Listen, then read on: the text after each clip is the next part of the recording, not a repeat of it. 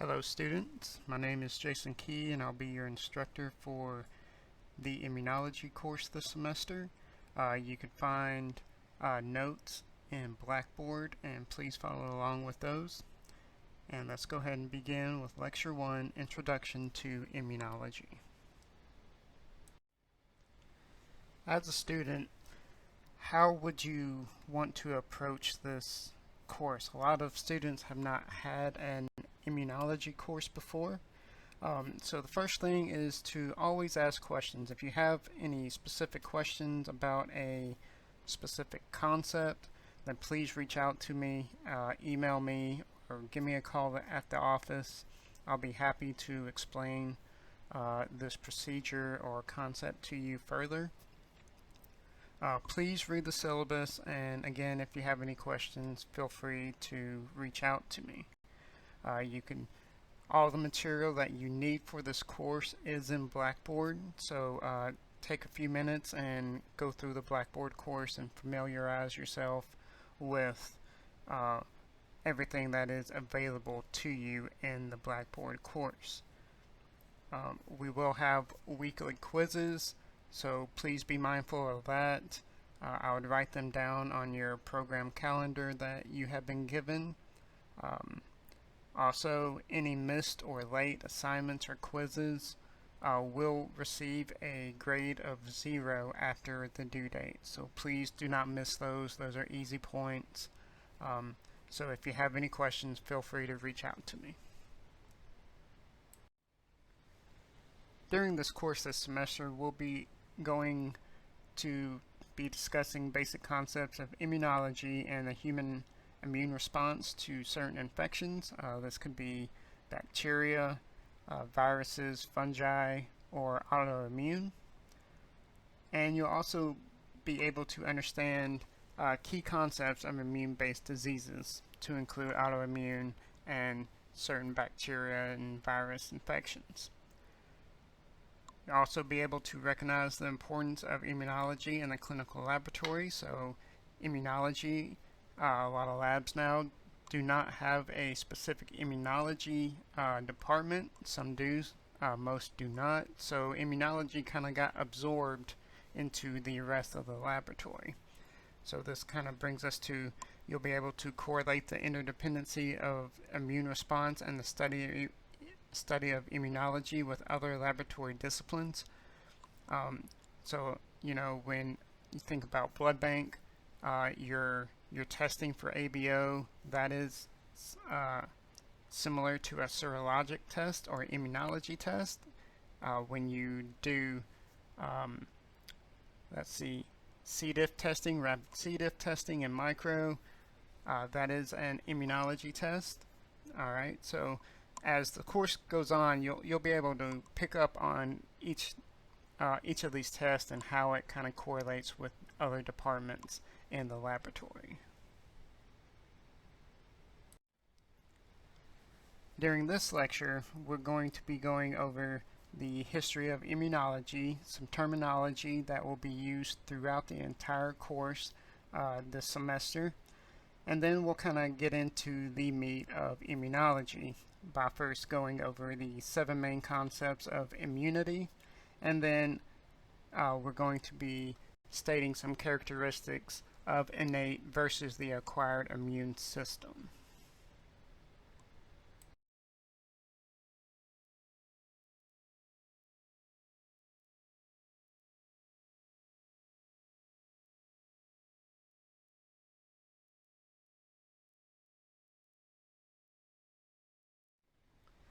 So let's start off the lecture with a question. What is the #1 cause of overpopulation?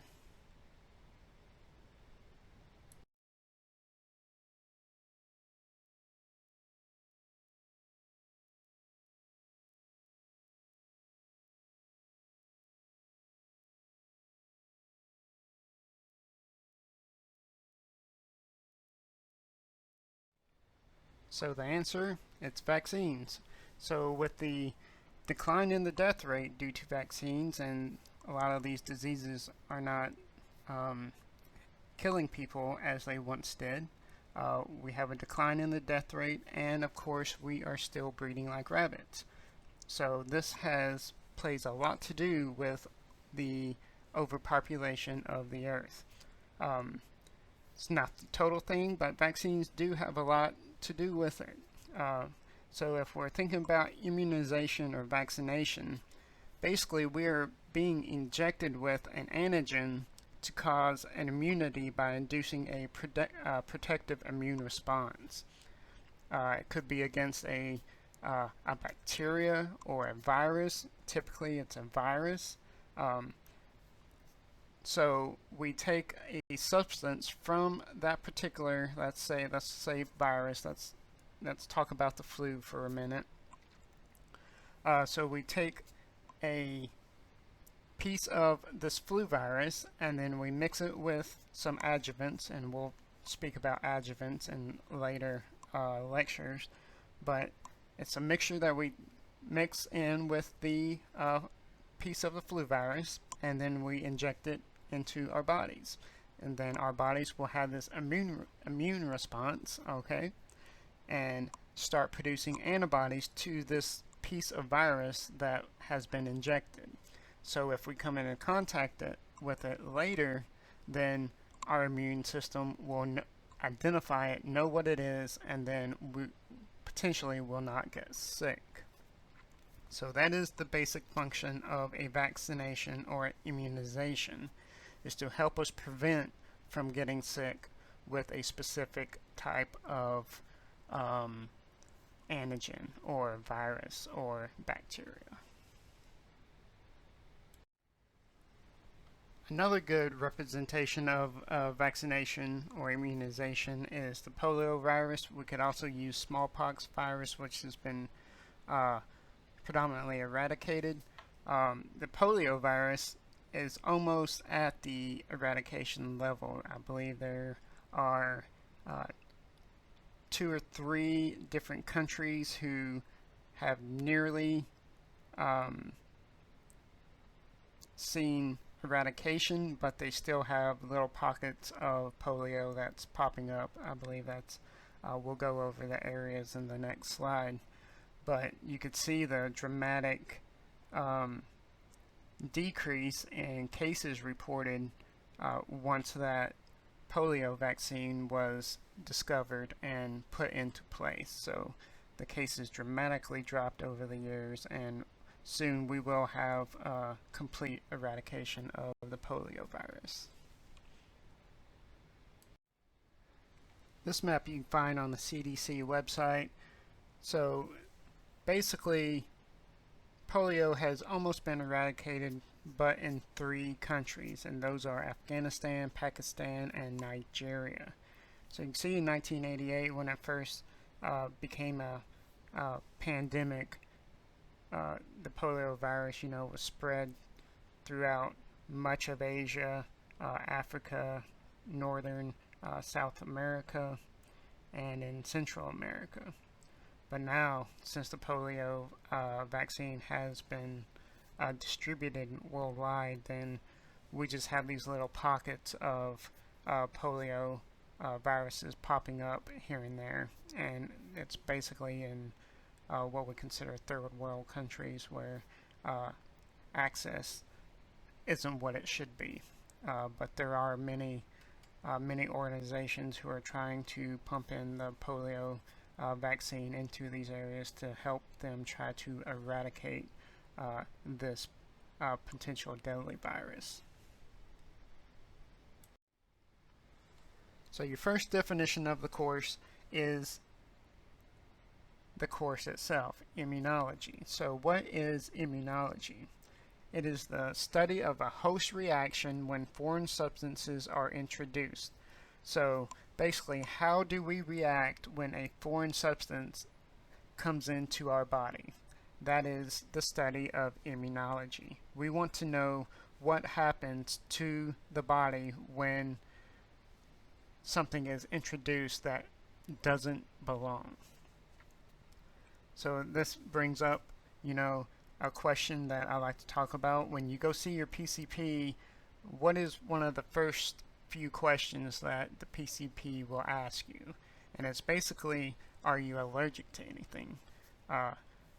Mainly because if something is wrong and he could help treat you or give you a shot, he doesn't want you to have a reaction to that particular antibiotic or steroid, etc.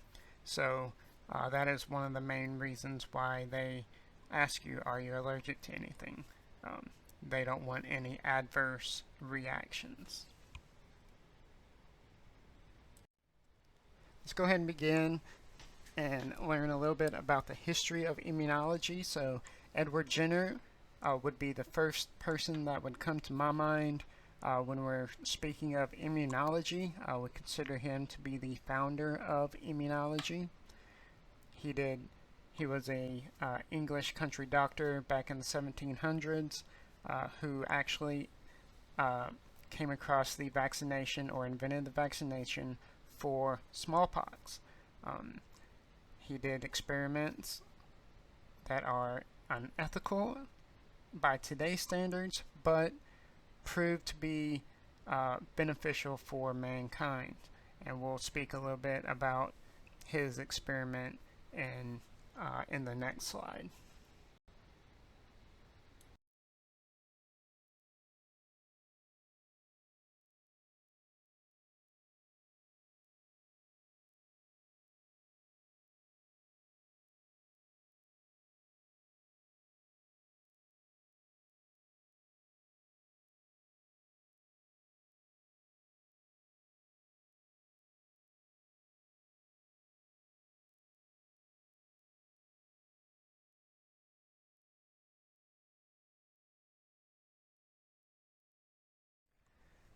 Edward Jenner lived in the mid to late 1700s, right when smallpox was becoming a mass pandemic.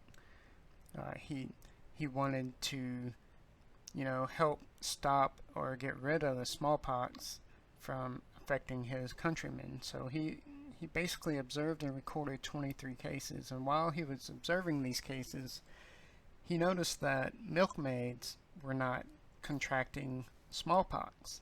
And upon further investigation, he learned that these milkmaids once came in contact with cowpox, which is a very similar virus. So he wanted to do basically an experiment. So he got a milkmaid and with these pus lesions from cowpox, and basically took some pus out of the pus lesion and injected it into a young boy, James Phibbs, who was actually 8 years old at the time, and injected Mr. Phibbs here with the pus lesion. A few weeks later, they then exposed him to smallpox, and he did not develop the disease. And this is what led to the vaccine for smallpox. Being in the 1700s, obviously this did not raise any ethical concerns, but in today's standards, there would be no way that this would be approved by any sort of research individuals. And a couple of questions. I mean, would you volunteer your own child for this experiment, even if it was potentially for the greater good of the world? Or could this experiment be reproduced today? Obviously, absolutely not. Too many regulations in this type of research parameters that we have, especially in immunology and mainly children. So yeah, so that definitely would not happen today. But even though it was unethical, it did lead to what we consider greater good and ultimately elimination of smallpox. So that is a good thing did come out of his research. And there are many more who've developed vaccines throughout history, and I've listed a couple at the bottom here. Ian Fraser, the most recent with HPV vaccine, and there are a couple recommended readings if you want to figure out any more who've made history with their vaccine discoveries.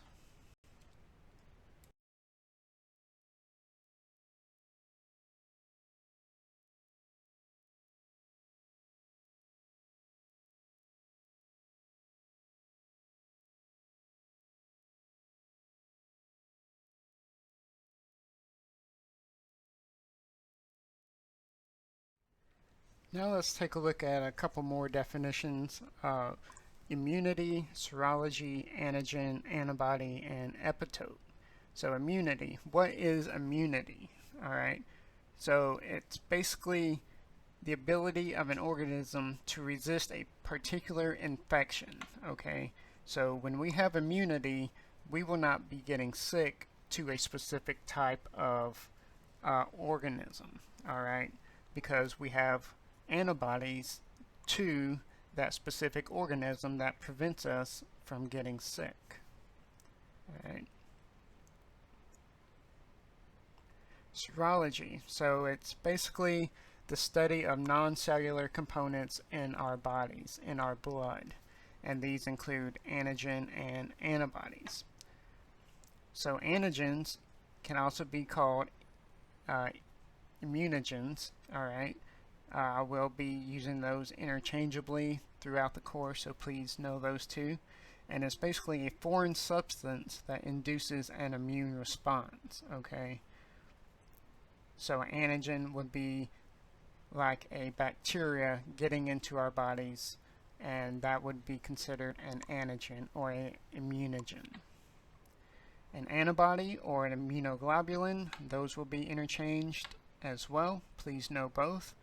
It is a glycoprotein made in response to an antigen. So when that foreign substance enters our body will combat it by producing antibodies to attach to the surface of this antigen. Alright, so that brings us to the last definition, which is an epitope. So an epitope is the antibody binding site. Alright, it is one single antigen site. So many antigens have multiple epitopes, but the antibody only really needs one epitope to bind to. So once this antibody binds to this epitope, then it is marked and it is ready to be engulfed by a macrophage or a neutrophil. Okay, so this signals this antigen for destruction.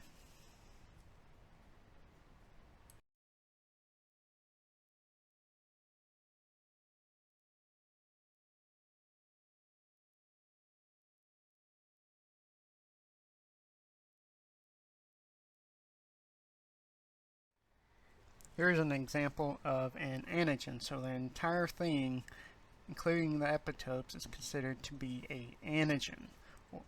And it's basically a bacterial cell. So one bacteria is considered to be an antigen.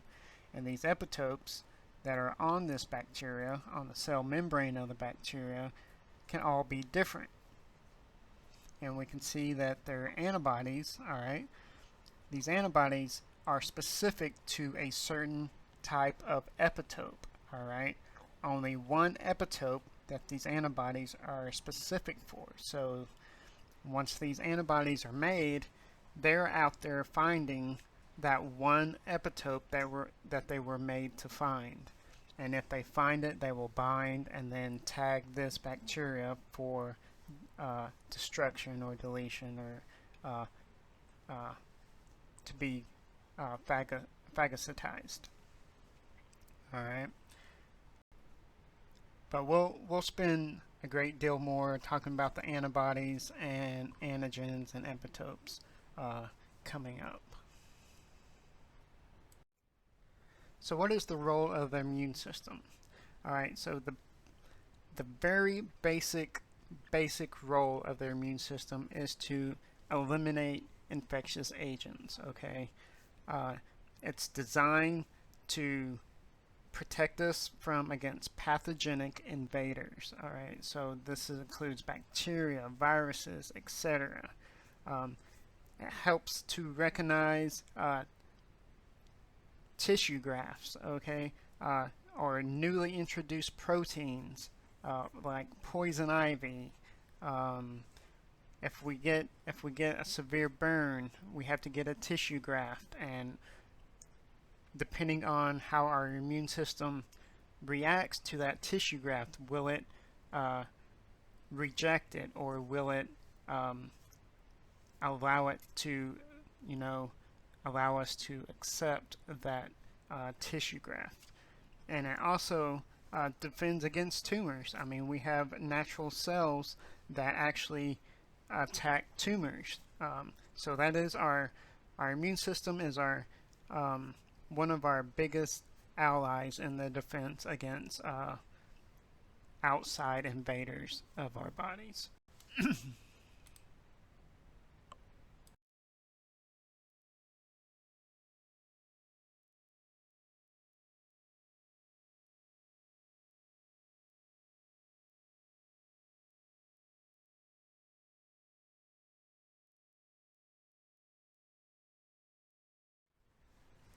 What type of pathogens can the immune system uh, recognize or um, protect us against? Basically, extracellular, intracellular viruses, parasitic worms, um, pretty much anything that is foreign, the immune system can help us get rid of. Okay, so this includes pneumonia, candida, malaria for intracellular bacteria, parasites, malaria, leishmaniasis, viruses including chickenpox, the flu, smallpox, now the coronavirus that's been going on here recently, parasitic worms like schistosomiasis, Ascaris lumbricoides. So the immune system plays a huge role in our bodies and helping to eliminate these types of pathogens from our bodies.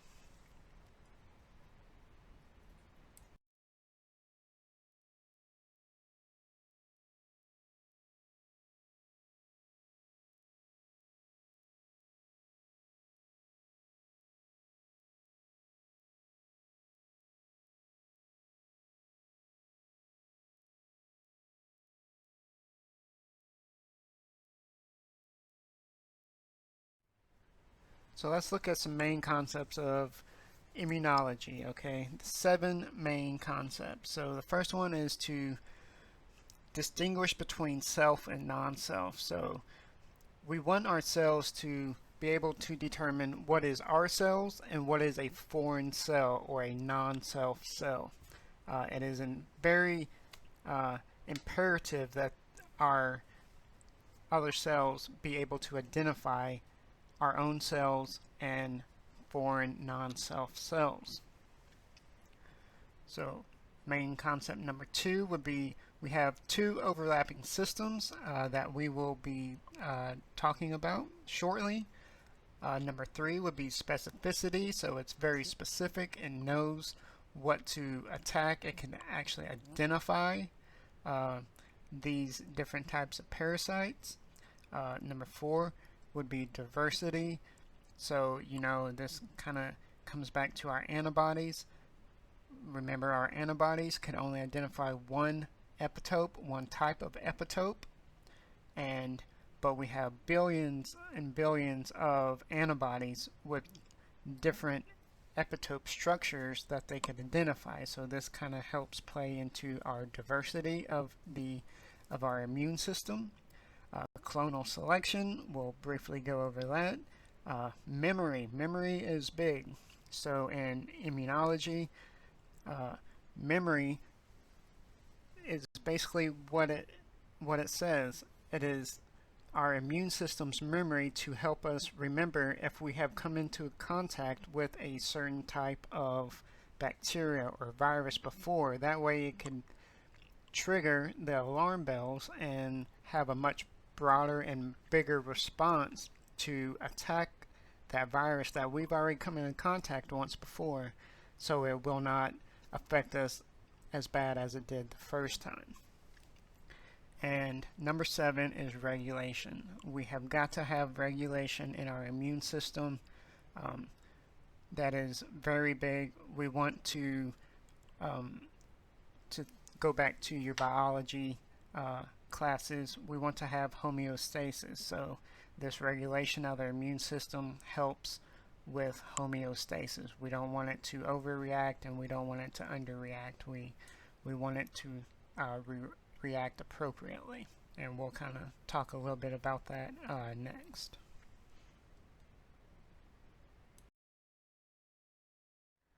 Okay, let's briefly go back to our first main concept in distinguishing between self and non-self. So the immune system has very specialized mechanisms to help us detect our own cells, our host cells, and foreign substances or foreign cells. And this will allow our immune system to react accordingly to what it is detecting. All right, and kind of regulation kind of comes in play with this as well. We want this homeostasis, this immune homeostasis. We want it to react to our non-self cells in an aggressive manner, but we don't want it to react to our self cells in this aggressive manner. That could lead to, we'll talk about this later, to like autoimmune diseases, etc. So when our immune system reacts to these non-self cells, we want it to react with great speed and accuracy, but we don't want it to overreact. Okay, so this is kind of how we want this homeostasis. So if we have an overreaction of our immune system, this usually causes hyperreactivity.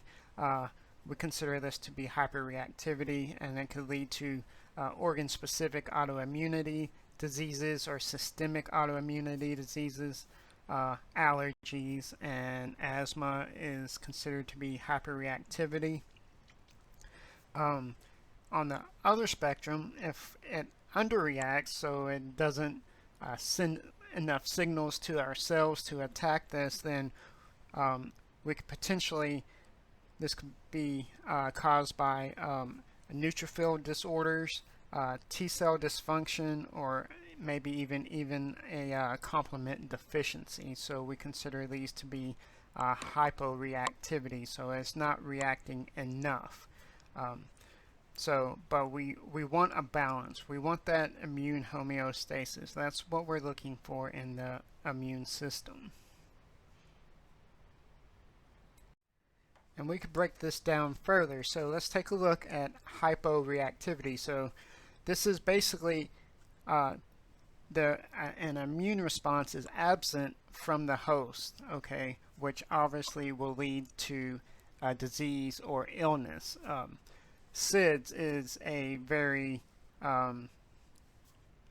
it's uncommon disease, but it is a good measure of hyporeactivity. It's basically it's a combined immunodeficiency. So this person would have a defect in their T and B lymphocytes, which if you have deficiency in T and B cells, which are your major immune cells fighting these diseases, these antigens or bacteria and viruses, then obviously you're going to have some serious complications, some serious infections. And one of the biggest examples is the bubble baby. Okay, so they have to live in a complete sterile environment, no contact whatsoever, skin to skin or anything, because of they're basically immune suppressant. They don't want to risk any type of bacteria or viruses or anything getting into contact with this particular baby, because his immune system is basically non-existent.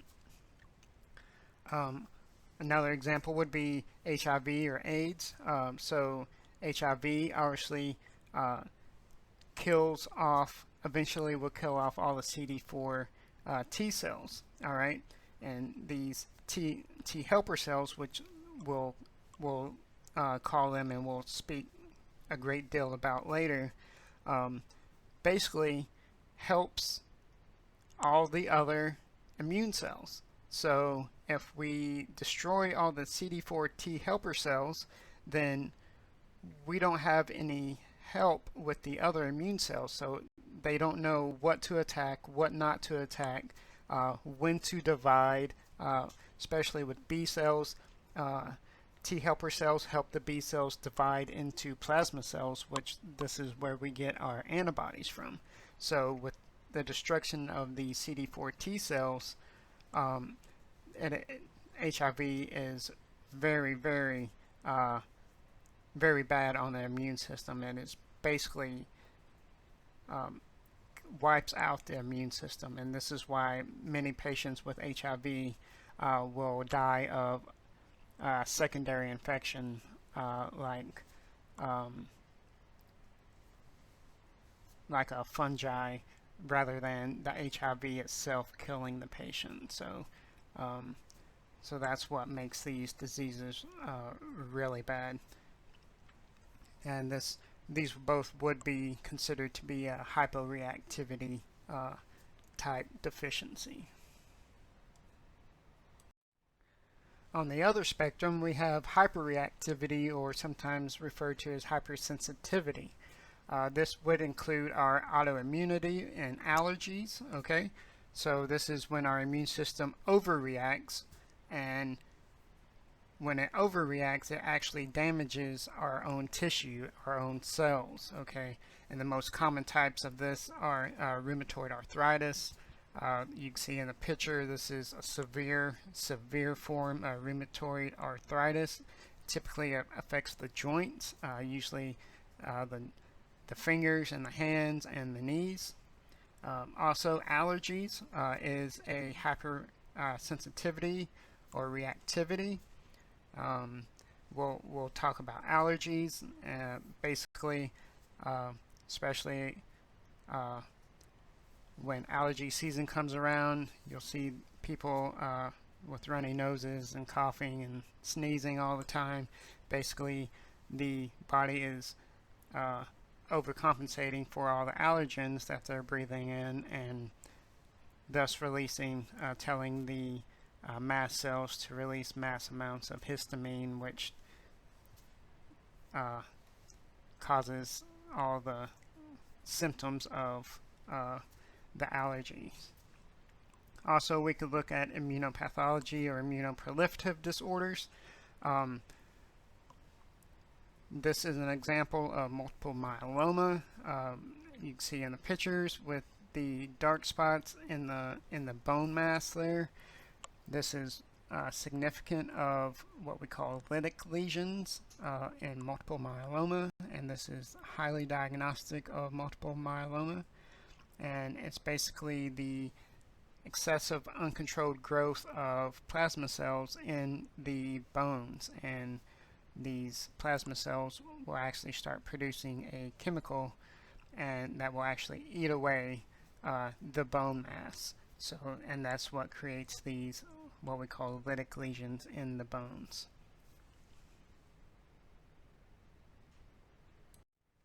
Our second concept, remember, is that we have two overlapping systems. So we have our innate or natural and our adaptive or acquired. So our innate system is what we consider to be non-specific. All right.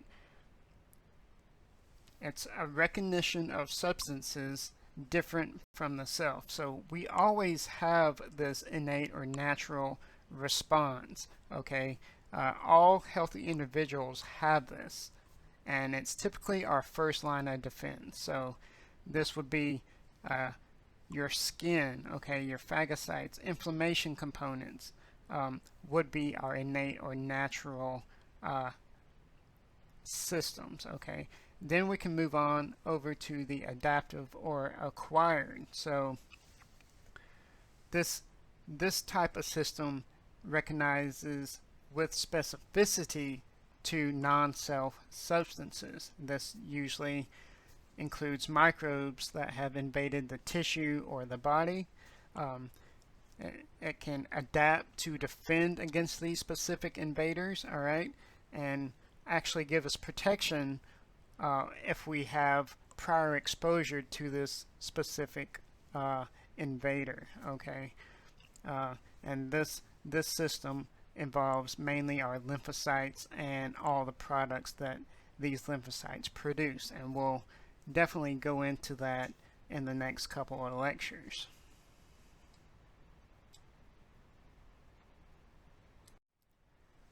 Our innate or natural immune system is primitive. Everyone is born with this intact, in place, okay? It's always present. It's active part of the tissue response, okay? So, for instance, we always have this splinter, okay? Everybody, most of us probably has received or had a splinter at one time in their life. And whether it's a splinter or possibly a nail in the foot or a BB or somebody, even if they got shot through the hand or what have you, this response is always going to be the exact same. It does not change, okay? This type of response does not have memory either, all right? So it doesn't matter if it's a splinter or a nail that we get stuck into our skin, it's going to react the same way every time when we get an infection or something that pierces our exterior barrier like our skin.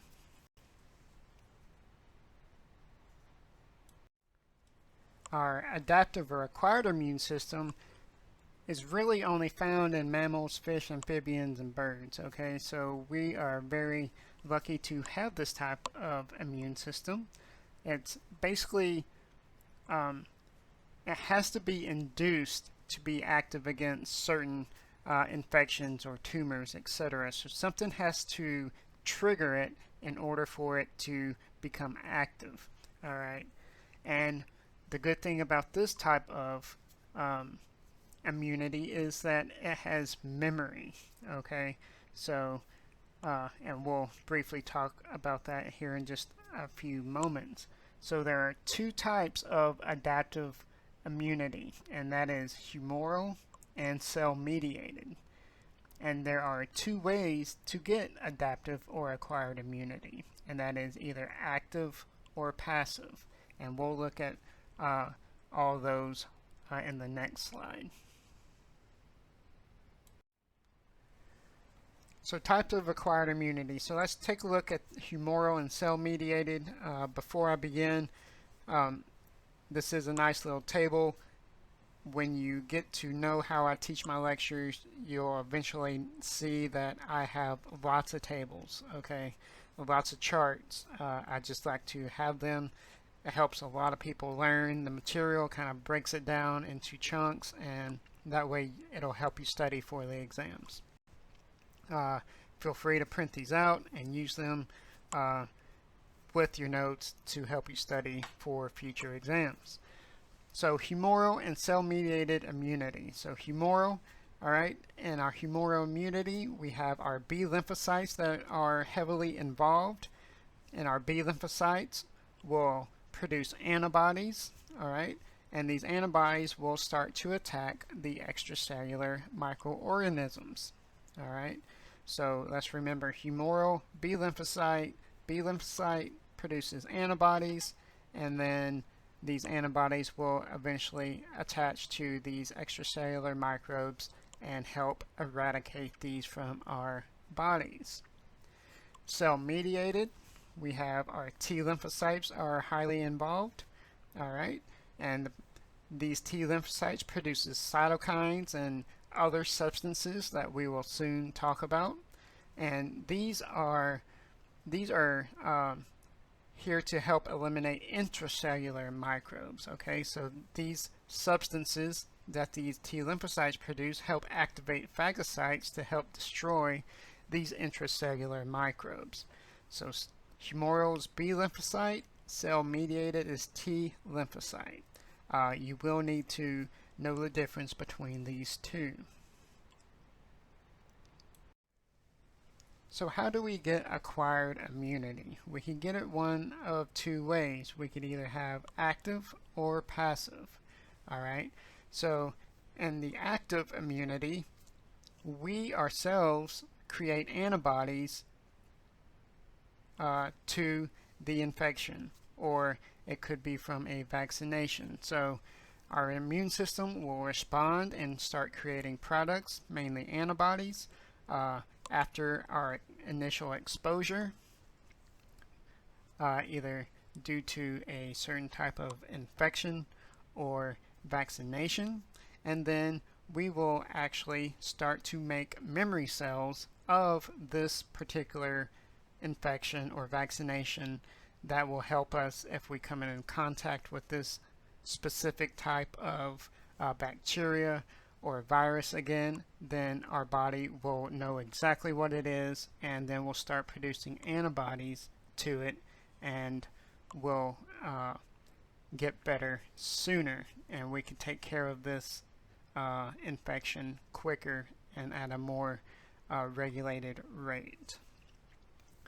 We also have passive. All right, so this is when somebody else will immunize us per se.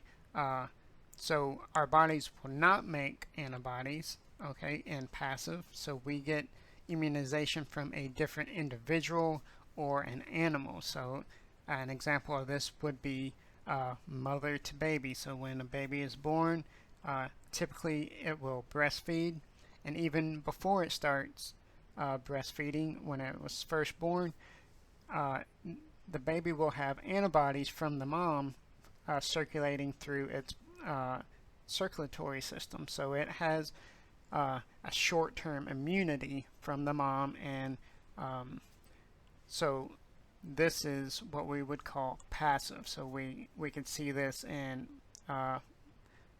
mom and babies, even in other animals, cows. We see this a lot where they have passive immunity. So our third main concept is specificity. So this is when our acquired immunity is activated through interaction of antigens, which are bacterial cells, and our lymphocytes with specific antigen receptors. So we have our B cells and our T cells. On our B cells, we have antibodies that are on the surface of these B cells. And remember, these antibodies, each little wing has one specific epitope that they are looking for, okay? And these will actually cross-link with the epitopes on the bacterial cell and mark it for eradication. In our T lymphocytes, we have what we call T cell receptors, and these will actually interact with a lot of surface proteins on bacterial cells or what have you. But we will definitely dive a great deal further into these as this class goes on. So I just wanted to briefly introduce you to this concept first, but we will definitely go into greater detail later. Our next concept is diversity. So our immune system is so widely diverse. It is absolutely amazing actually how diverse it is. So our lymphocytes, both our B cells and our T cells, are designed with specific antigen receptors before they even encounter an antigen, and they go through a DNA rearrangement to determine what epitope, okay, that or what antigen they are going to be able to detect. So this is basically a random selection of gene segments, and this random selection results in thousands and thousands of different variable region sequences on the antibodies and the T cell receptors. And we'll definitely go further into this as well as the class continues.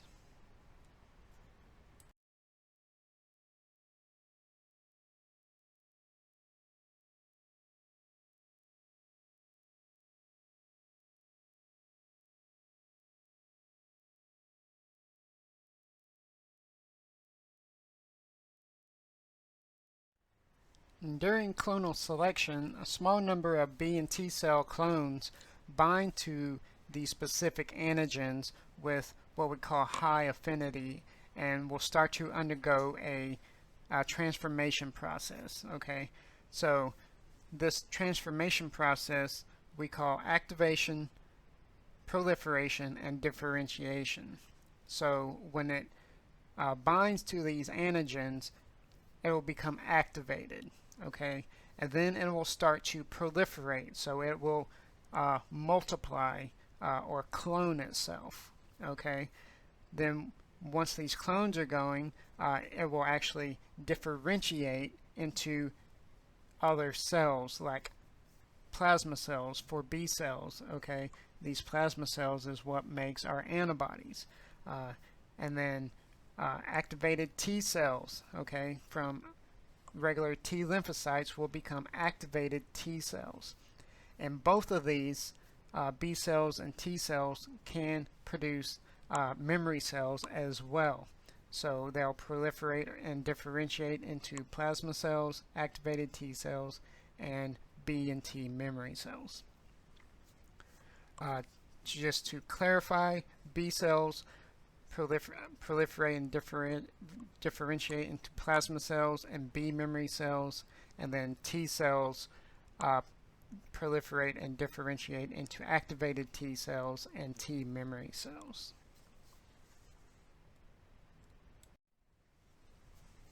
This is just a brief example. So all lymphocytes, that is our B cells and our T cells, start out as a lymphocyte precursor. Okay, so when it gets stimulated, then that's when it will either become a B cell or a T cell. And once it's stimulated, it'll start to undergo maturation.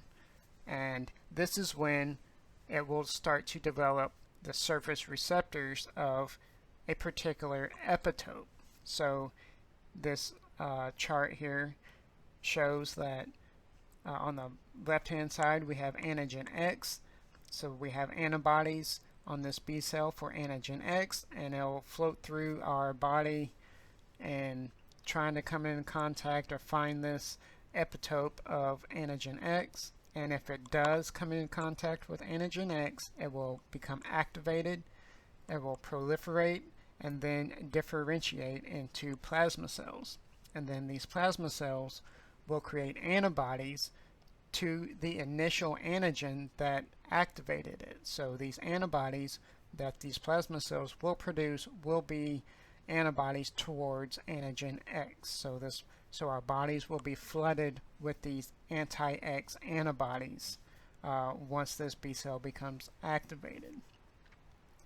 On the right hand side we have antigen Y. So this B cell antibodies has antibodies to antigen Y, and same thing. So if this B cell will float through our circulatory system trying to find this antigen Y, and once it comes into contact with this, it will become activated, proliferate, differentiate into plasma cells and memory cells, and then these plasma cells will start to produce anti-Y antibodies and flood our bodies with these antibodies to help find this antigen Y.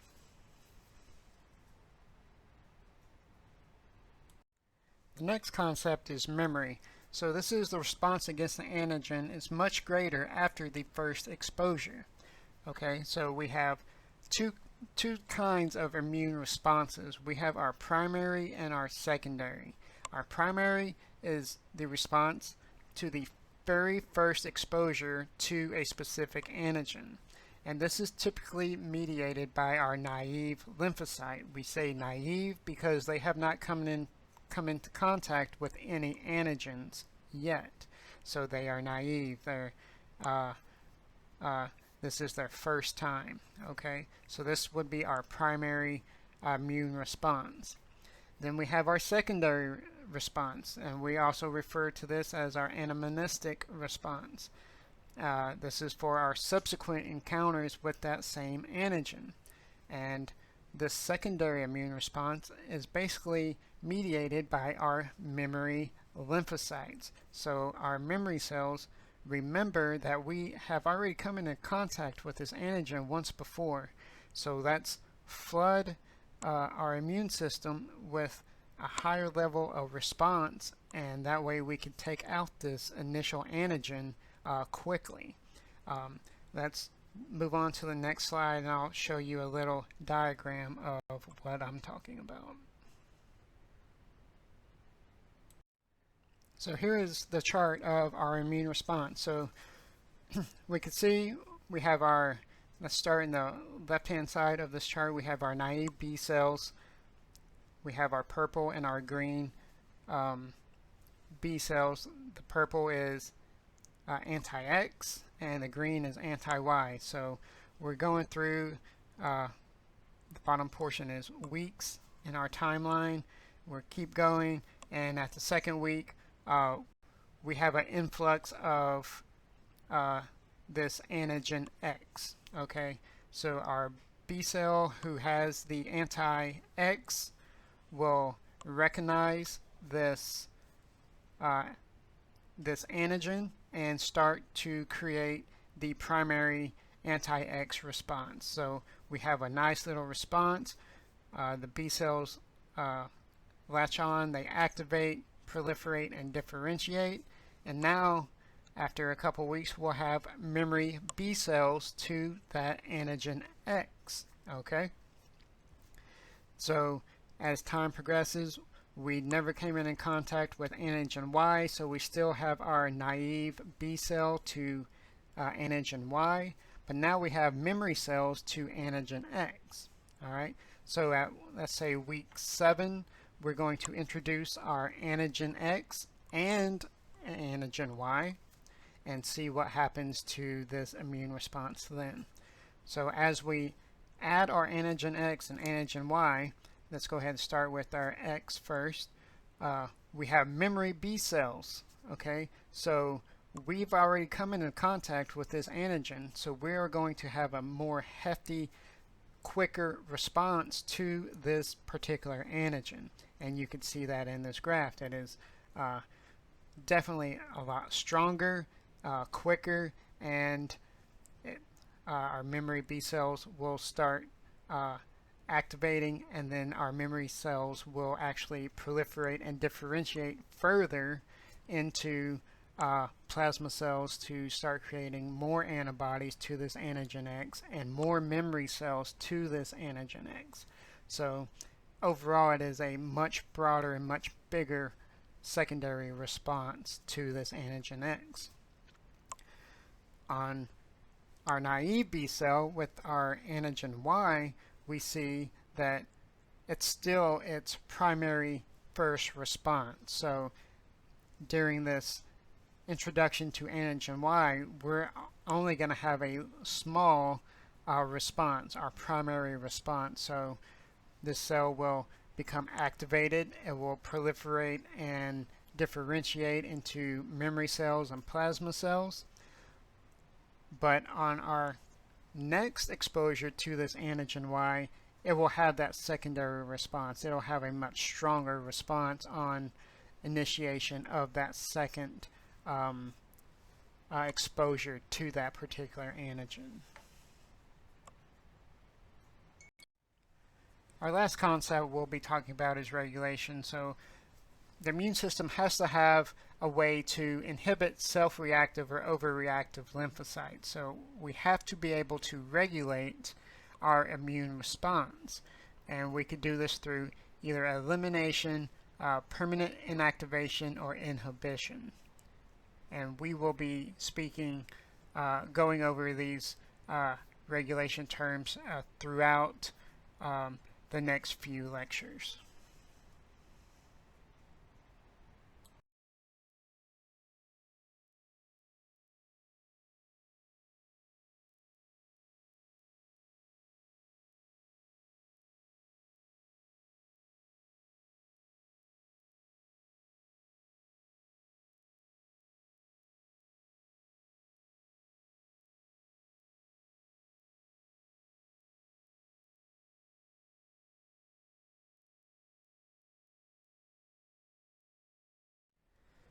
There are some fill in the blanks after most chapters in your notes.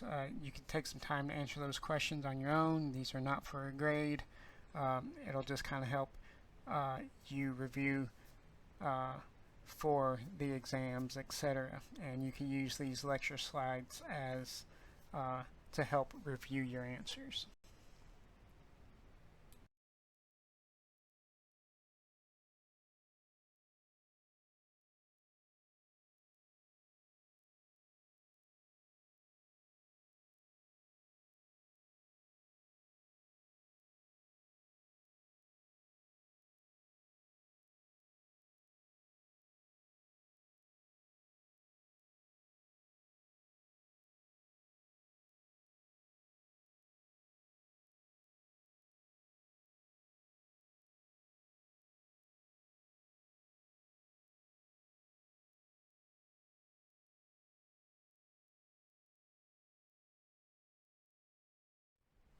So remember, an antigen or an immunogen is the foreign substance that actually induces an immune response, and our antibodies or immunoglobulins are made in response to the specific foreign antigen. All right, remember they are glycoproteins as well. And epitopes, it is that single antigen binding site on the cell wall of for instance, a bacterial cell. So it is a single antigen site. True or false, the immune response that causes immunity is associated with natural immunity. And a key characteristic of acquired immunity is being antigen specific. We'll go over the answers in the next slide.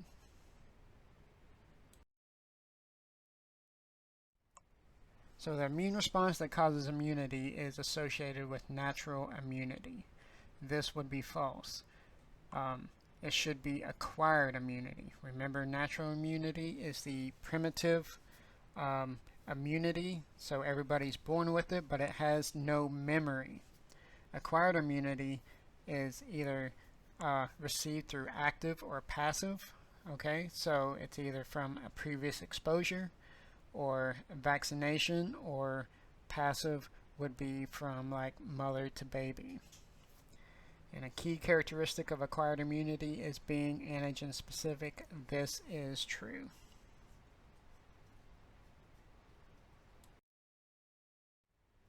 Here is a review table for you for your notes. Please take a look at it, and it'll kind of help you study for the exam as well.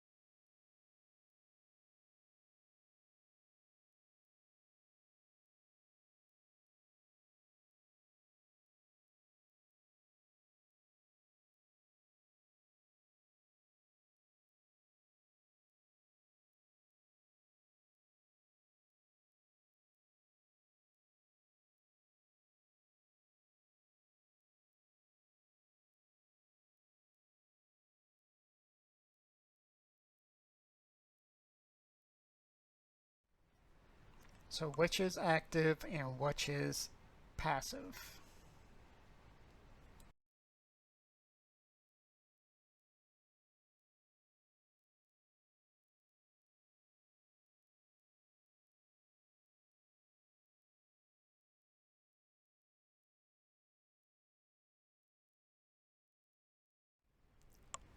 The left-hand cow would be considered active immunity because they are getting a vaccination, and the right-hand side would be considered passive immunity because they are not getting a vaccination or have come in contact or exposure to the antigen. So they are getting antibodies from the first cow either through serum injection or the first milk, as in the baby calf. Alright, this is the end of Lecture 1.